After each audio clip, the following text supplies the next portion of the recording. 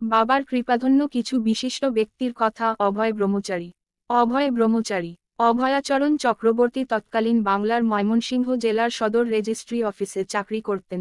তার নিবাস ছিল ওই শহর সংলগ্ন হরিশ্চন্দ্রপট্টি গ্রামে। স্ত্রী, পুত্র ও এক বড় ভাই নিয়ে তার পরিবার। ধর্মে মতি ছিল। ঈশ্বর দর্শনের বাসনা তার মধ্যে ক্রমে ক্রমে তীব্র হচ্ছিল। হঠাৎ একদিন তিনি কারোকে কিছু না বলে গৃহত্যাগ করলেন। তারপর থেকে দীর্ঘদিন তার কোনো খবরই ছিল না। 17 বছর পরে অনেক পাহাড় পর্বত ভ্রমণ করে একদিন তিনি ব্রহ্মচারী রূপে ঘরে ফিরে এলেন। সংসারে তার মন ছিল না। সর্বদাই তিনি যেন কিসের চিন্তায় মগ্ন থাকেন। শিব চতুর্দশীর কয়েকদিন আগে তিনি ময়মনসিংহ জজকোর্টের এক পরিচিত উকিলের বাড়িতে এসে বলেন যে তার শিবরাত্রির দিন চন্দ্রনাথ পাহাড়ে তীর্থে যাবার খুব বাসনা হয়েছে, কিন্তু অর্থাভাবে যেতে পারছে না। চন্দ্রনাথ তীর্থ বর্তমানে চট্টগ্রাম জেলার মধ্যে পড়ে। সেখানে শিবরাত্রিতে বহু ভক্তের সমাগম হয়। অভয়াচরণের মনের বাসনা ছিল সেখানে শিবদর্শনে যাবার। তার কথা শুনে উকিলবাবু তাকে বললেন, অভয়াচরণ, আপনি তো চন্দ্রনাথ পাহাড়ে পাষাণ শিবের পূজা করতে যেতে চাইছেন। এক কাজ করুন না, ঢাকা জেলায় বারোদি গ্রামে এক অলৌকিক যোগশক্তিসম্পন্ন মহাপুরুষ এসেছেন, যাকে সকলে সচল শিব বলেন। তাকে দর্শন করে আসুন, আপনার চিত্ত আনন্দিত হবে। তিনি অভয়চরণকে পাথেয় হিসাবে কিছু অর্থও প্রদান করলেন। উকিলবাবুর কথামতো অভয়াচরণ পথে বেরিয়ে পড়লেন এবং শিব চতুর্দশীর দিন সচল শিব দর্শনের জন্য নারায়ণগঞ্জ পৌঁছে বারোদি গ্রামের পথে অগ্রসর হলেন। ময়মনসিংহ থেকে ঢাকা হয়ে নারায়ণগঞ্জ পৌঁছতে তার অনেক ধকল গেছে। গঞ্জিকা সেবন করা তার একটি অভ্যাস ছিল, কিন্তু সম্পূর্ণ উপবাসে থেকে সচল শিবের পূজা করবেন বলে তিনি পথে একবারও গাঁজা সেবন করেননি। বারোদি গ্রামে যাবার পথে হাঁটতে হাঁটতে ক্লান্ত হয়েও তার গাঁজা সেবন করার প্রবল ইচ্ছা জাগলেও তিনি মনের দৃঢ়তায় সেই ইচ্ছাকে দমন করে রাখেন। অবশেষে তিনি বারোদি আশ্রমদ্বার দেখতে পান। বাবা লোকনাথ তখন ভক্তপরিবৃত হয়ে আসন ঘরে বসেছিলেন। হঠাৎ তিনি ভক্তদের দিকে তাকিয়ে হাত নাড়েন। ভক্তেরা এর কোনো কারণ অনুধাবন করতে পারলেন না। একটু পরে আবার বাবা হাত নেড়ে ভক্তদের ঘরের প্রবেশদ্বার থেকে সরে যেতে ইশারা করেন। ভক্তরা তখন বুঝতে পারেন, বোধহয় বাইরে থেকে কোনো সাধুজন বাবার সাক্ষাতের জন্য আসছেন। তারা প্রবেশদ্বার থেকে সরে বসেন। এরপর বাইরের দিকে তাকিয়ে দেখেন একজন সাধু দ্রুতগতিতে বাবার ঘরের দিকে আসছেন। তখন তারা বুঝতে পারেন যে অন্তর্যামী বাবা এই সাধুর প্রবেশের পথের জন্য তাদের দ্বারের প্রবেশপথ থেকে সরে বসতে ইশারা করছিলেন। অভয়াচরণ ঘরে প্রবেশ করে বাবার সম্মুখে গিয়ে প্রণাম নিবেদন করে আসন গ্রহণ করতে যাবেন। এমন সময় ব্রহ্মচারী বাবা বললেন, হ্যাঁ রে অভয়াচরণ, আজ তোর এখানে আসতে খুব কষ্ট হয়েছে তো। অভয়াচরণ মনে করলেন, ব্রহ্মচারী বাবা বোধহয় তার পথশ্রমের কথা বলছেন। কিন্তু পরক্ষণেই বাবা বললেন, অভয়াচরণ, একটু গাঁজা সেজে নিয়ে আয় তো। এবার তার মনের ভুল ভাঙল। অবাক হয়ে তিনি ভাবতে থাকেন যে ব্রহ্মচারী বাবা তার নাম কি করে জানলেন। তিনি তো আগে কখনো এখানে আসেননি বা তার পরিচিত কেউ এখানে নেই। তাছাড়া তিনি যে গাঁজা সেবন না করে এতটা পথ এত কষ্ট করে এসেছেন, সে কথাই বা বাবা কি করে জানলেন। বাবা কি করে জানলেন যে তিনি গাঁজা সেবন না করে থাকতে পারেন না। বিস্ময়ের ঘোর নিয়ে তিনি ধীরে ধীরে ঘর থেকে বেরিয়ে গাঁজা নিয়ে আসতে যান। বাবা লোকনাথ তখন গীতা নিয়ে বারান্দার এক কোণায় এসে বসেন। ব্রহ্মচারী বাবার আদেশ পেয়ে অভয়াচরণ ভালো করে গাঁজা সেজে নিয়ে এসে দেখেন যে বাবা বারান্দায় বসে গীতা পাঠ করছেন। তিনি বাবার সামনে এসে বসেন। সেই সময় এক দমকা হাওয়ায় গাঁজার কল্কের ধোঁয়া গিয়ে বাবার নাকে প্রবেশ করে। বাবা তখন অভয়াচরণকে বলেন, নে তুই এবার গাঁজা সেবন কর। অভয়াচরণ অবাক বিস্ময়ে দেখেন হাওয়ায় গাঁজার ধোঁয়া কেবল বাবার নাকেই প্রবেশ করছে, অন্য কোনো দিকে যাচ্ছে না। তিনি বাবাকে বলেন, বাবা, আপনি প্রসাদ করে দেবেন না। বাবা বললেন, প্রসাদ করা হয়েছে। অভয়াচরণ তখন বুঝলেন, বাবার ইচ্ছাশক্তিতে গাঁজার কল্কের ধোঁয়া হাওয়ায় বাবার নাকে প্রবেশ করে প্রসাদ হয়েছে। তিনি বুঝতে পারলেন, বাবা লোকনাথকে কেন লোকে সচল শিব বলেন। বাবার আজ্ঞায় তিনি আনন্দিত হয়ে গাঁজা সেবন করতে থাকেন। গাঁজা সেবন করতে করতে অভয়াচরণ ভাবতে থাকেন, তার চন্দ্রনাথ তীর্থে শিবচতুর্দশীর দিন যাবার বাসনা ছিল। অর্থভাবে যাওয়া হলো না। যদি তিনি চন্দ্রনাথ তীর্থে যেতেন, তবে এমন শিবযোগী মহাপুরুষ দর্শন করতে পারতেন না। বারোদি আশ্রমে এসে যেন তার সাক্ষাৎ ব্রহ্মদর্শন হল। এত বছর পাহাড় পর্বতে ভ্রমণ করে যে শক্তির সন্ধান করেছেন, আজ বারোদি গ্রামে এসে তার সাক্ষাৎ হল। আর তার পাহাড় পর্বতে যাবার প্রয়োজন নেই। তার মনে হলো এখানে আসার পর যা ঘটছে, তাতে মনে হয় তিনি এই ব্রহ্মজ্ঞ পুরুষের স্মরণ পথেই আছেন। তিনি নিজে এক আত্মতৃপ্তি লাভ করলেন এবং আশ্রমে রাত্রিবাস করলেন। রাতে তিনি মনে মনে ভাবলেন, কাল প্রত্যুষে এই সচল শিবের কৃপা ভিক্ষা করবেন। পরদিন সকালে বাবাকে দর্শন করে, প্রণাম করে তিনি বাবার কৃপা ভিক্ষা করলেন। বাবা লোকনাথ তাকে বললেন, তুই নিজেই তো একজন ব্রহ্মচারী, তুই আবার আমার কাছে কৃপা ভিক্ষা করছিস কেন? অভয়াচরণ নিজেকে অভয় ব্রহ্মচারী রূপে পরিচয় দেন। ব্রহ্মজ্ঞ বাবা লোকনাথ ব্রহ্মচারী শব্দের প্রকৃত অর্থ অবহিত আছেন।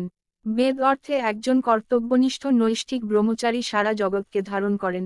একজন নৈষ্ঠিক ব্রহ্মচারী যে পথে চলেন, স্বয়ং দেবতারাও তাকে পথ করে দেন। কেবলমাত্র গেরুয়া বসন ধারণ করে সন্ন্যাসী হলে ব্রহ্মচারী হওয়া যায় না।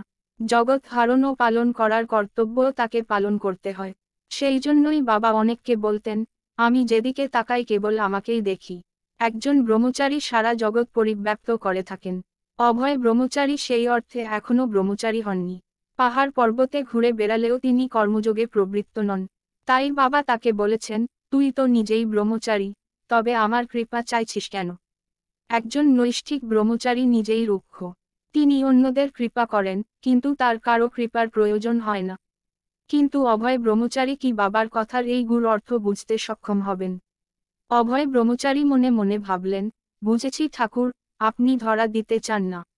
তা তো হবে না। যাকে দেখবার জন্য আহার, নিদ্রা, পিপাসা সব ত্যাগ করে ছুটে এসেছি। মহাতীর্থ চন্দ্রনাথে না গিয়ে সচল শিবের দর্শন ও কৃপালাভের আশায় উন্মত্ত হয়েছি, সেই পরম শিবময় পুরুষ আমায় প্রত্যাখ্যান করবেন, এটা হতে পারে না।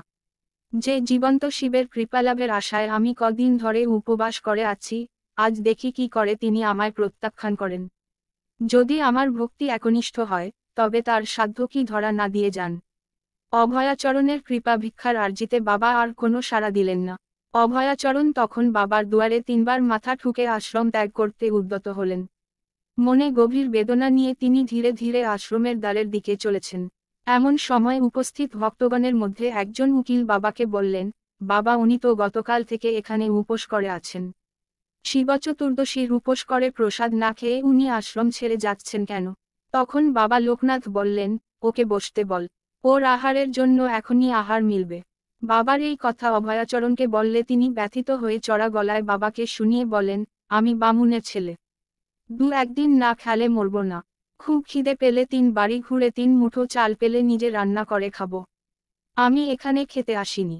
যে জন্যে আমার এখানে আসা, তাই যদি না পেলাম, তবে কি জন্যে এখানে থাকব? অভয়াচরণ প্রচণ্ড গাঁজাসক্ত ছিলেন। গাঁজা সেবন না করে থাকতে পারতেন না। তবুও তিনি বাবার আজ্ঞায় একবার ভিন্ন সেই ঘর হতে বার হওয়া থেকে এখন অবধি আর গাঁজা সেবন করেননি। শরীরের সব কষ্ট সহ্য করেছেন কেবল এই ব্রহ্মজ্ঞ মহাপুরুষের কৃপা লাভের আশায়।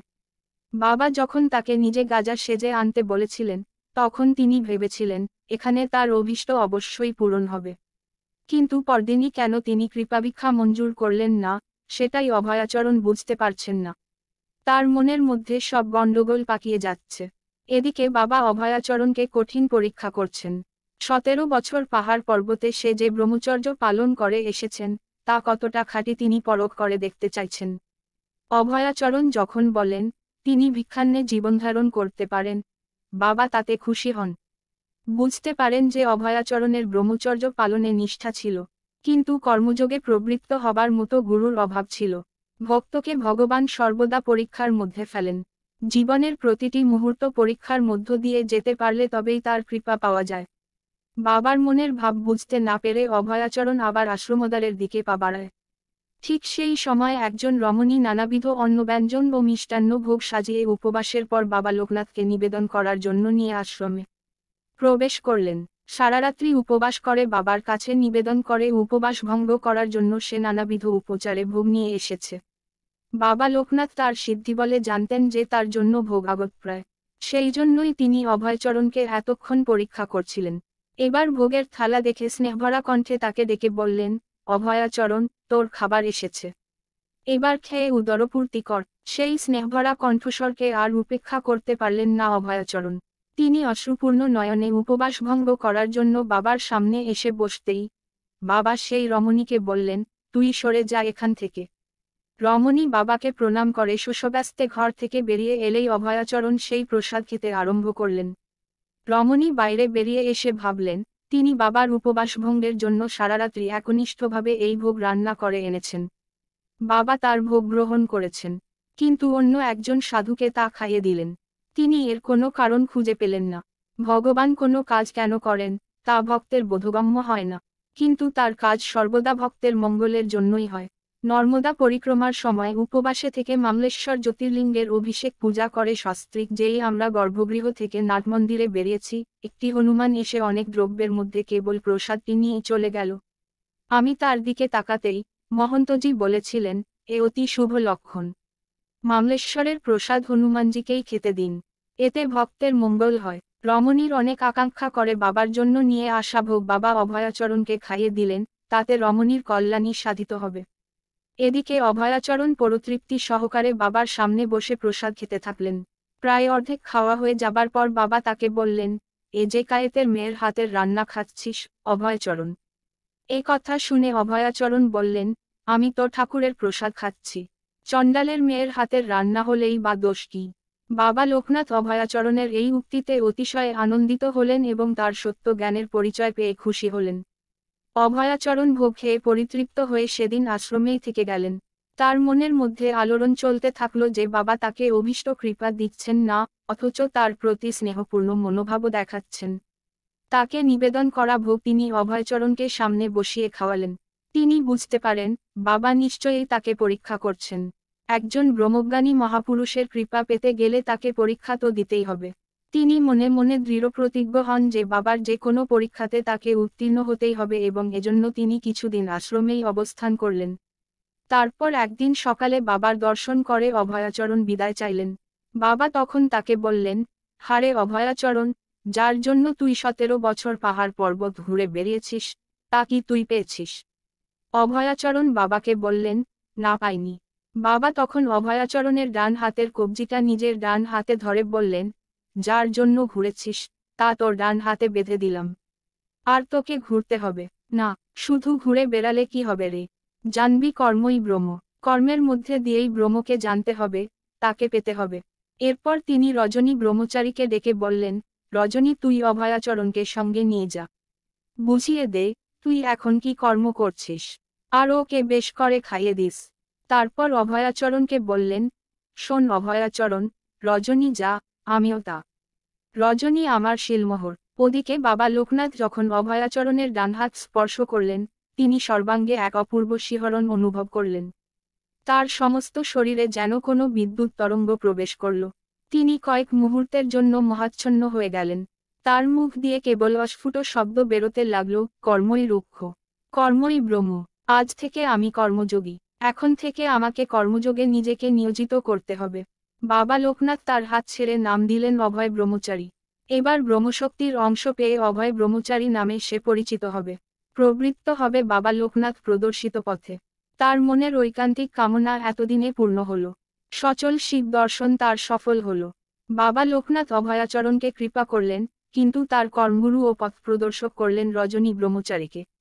বাবা বুঝেছিলেন যে, অভয়াচরণের মধ্যে ব্রহ্মচর্যের শক্তি আছে, কিন্তু কর্মযোগ ভিন্ন, তার প্রকাশ সম্ভব নয়। তিনি তার মধ্যে শক্তি সঞ্চারিত করে দিলেন যাতে অভয়াচরণ কর্মযোগে সফল হতে পারেন। এ তার অহৈতুকী কৃপা।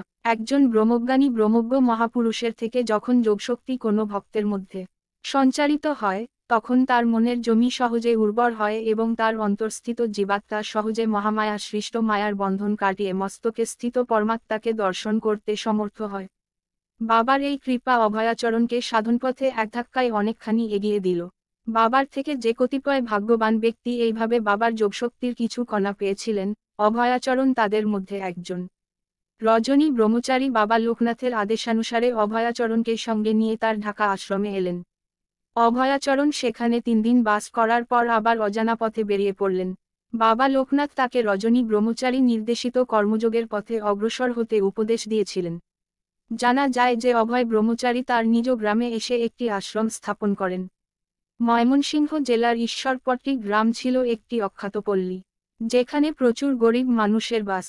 অভয় ব্রহ্মচারী এই দরিদ্র মানুষের মধ্যে থেকে তার কর্মযোগকে এগিয়ে নিয়ে যেতে মনস্থ করেছিলেন। তিনি তার গ্রামে এতদিন এক ভবঘুরে সন্ন্যাসী রূপেই পরিচিত ছিলেন। তার উপর তার নিত্য গাঁজা সেবন করার অভ্যাসকে নাগরিক সমাজ খুব ভালো চোখে দেখত না। কিন্তু তাদের সেই অভয়াচরণ যখন অভয় ব্রহ্মচারী হয়ে গ্রামে ফিরলেন, তখন তিনি সম্পূর্ণ অন্য মানুষ। বাবা লোকনাথ তাকে যে কর্মযোগের পথে এগোতে বলেছিলেন, তিনি গ্রামে আশ্রম স্থাপন করে সেই কাজেই বেশ কিছুদিন প্রবৃত্ত রইলেন। তারপর বাবা ধরাধামে থাকাকালীন তিনি একবার মাত্র বাবার সঙ্গে সাক্ষাৎ করতে বারোদি আশ্রমে এসেছিলেন। তখন বাবার সঙ্গে তার কি কথোপকথন হয় সেটা জানা যায়নি। তবে এরপর আর তার কোনো খবর পাওয়া যায় না।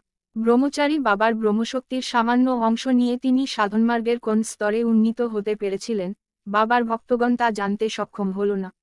বাবার উপদেশ মতো আশ্রম স্থাপন করে তিনি কর্মযোগে প্রবৃত্ত হয়েছিলেন ঠিক, কিন্তু পরবর্তীকালে হয়তো বাবার দ্বারা সঞ্চারিত ব্রহ্মশক্তির বলে তিনি নিজ মুক্তির পথের সন্ধান পেয়ে যান। তাই সাধক সমাজ আর তার সন্ধান পান না।